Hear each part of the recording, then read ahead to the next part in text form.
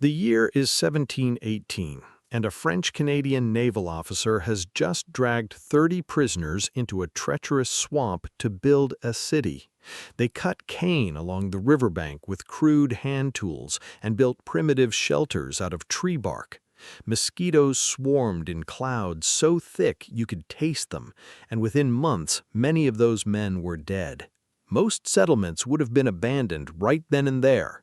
Yet over the next 8 decades, the French, the Spanish, enslaved Africans, and the swamp itself would transform this impossible outpost into one of the most extraordinary cities in the Americas. This city was built on something most cities try to hide: death, slavery, disease, and fire. Somehow, from all of that darkness, a culture emerged that the world has never stopped celebrating. It all began at a sharp bend in the Mississippi River, 33 leagues from the Gulf of Mexico. The land was barely above water.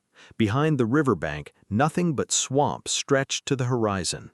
Jean-Baptiste Le Moyne de Bienville chose this specific spot because it was highly defensible, offering strategic access to the river and a path to Lake Pontchartrain through Bayou St. John.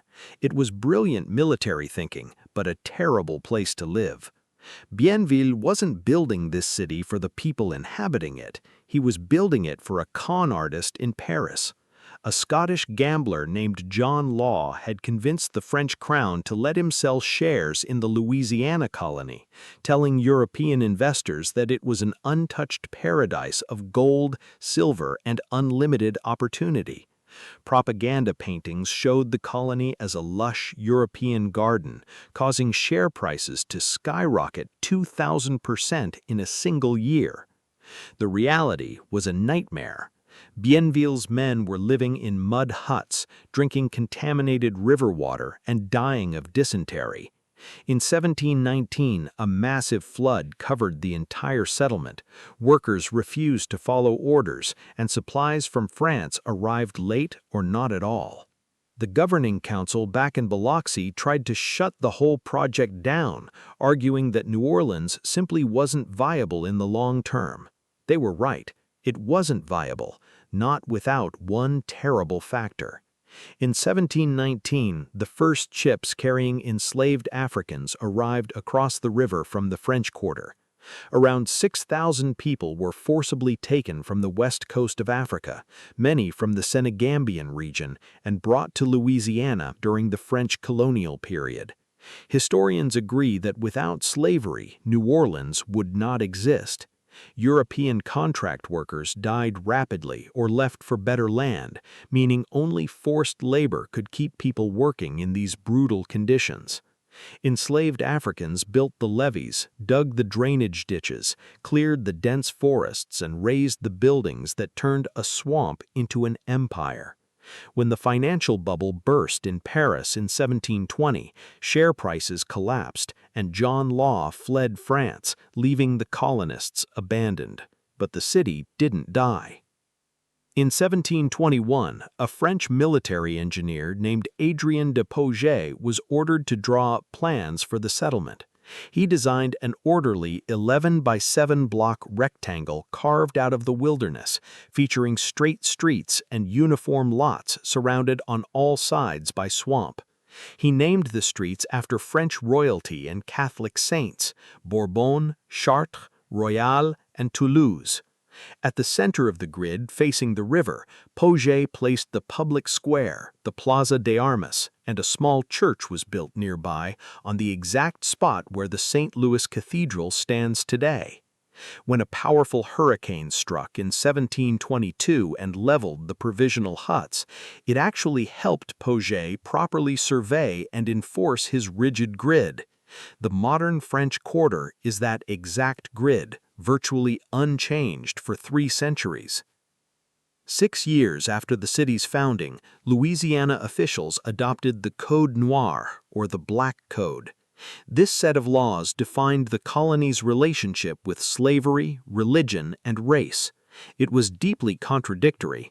On one hand, it required enslaved people to baptize them as Catholics, forbade working on Sundays, and mandated they be properly fed and housed. On the other hand, it classified human beings as property and authorized brutal punishments.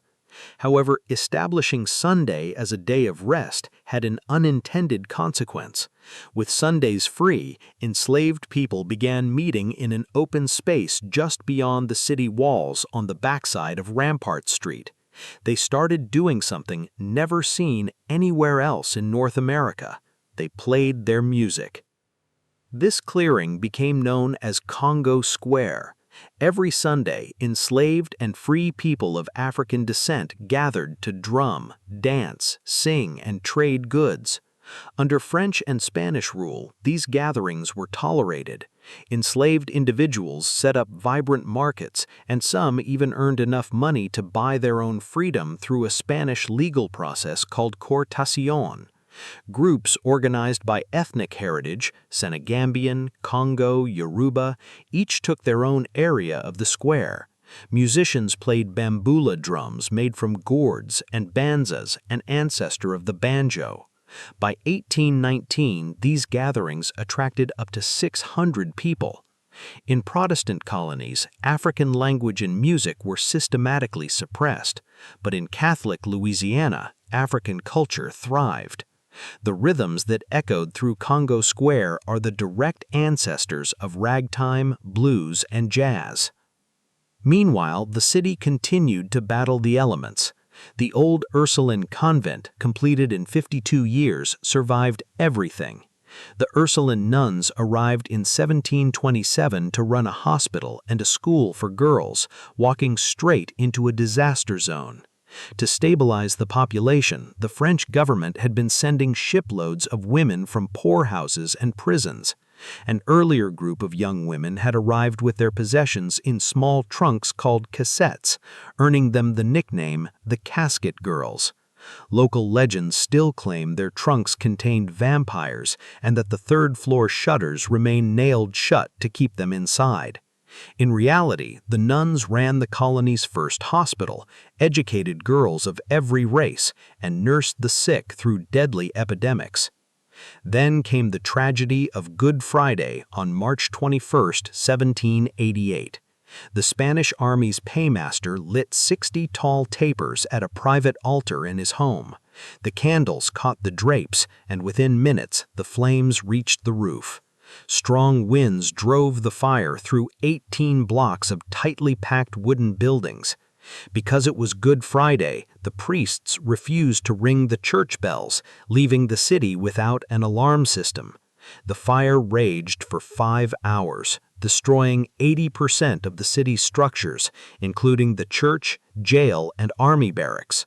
Just 6 years later, in 1794, another massive fire destroyed over 200 more buildings. Yet these fires are the reason the French Quarter looks the way it does today. After the disasters, Spanish authorities enacted strict new building codes. No more exposed wood was allowed. Buildings had to be constructed with brick covered in stucco, featuring flat tile roofs and wrought iron balconies forged by Spanish craftsmen. The French Quarter is architectural camouflage. It burned as a French city, but was reborn as a Spanish one. New Orleans was never supposed to work. It was a city built below sea level on a swamp that bred disease, destroyed twice by fire, and sustained by the labor of people who were not free. It broke every rule of how a city should be built, yet it remains standing, still playing its music, and still refusing to die.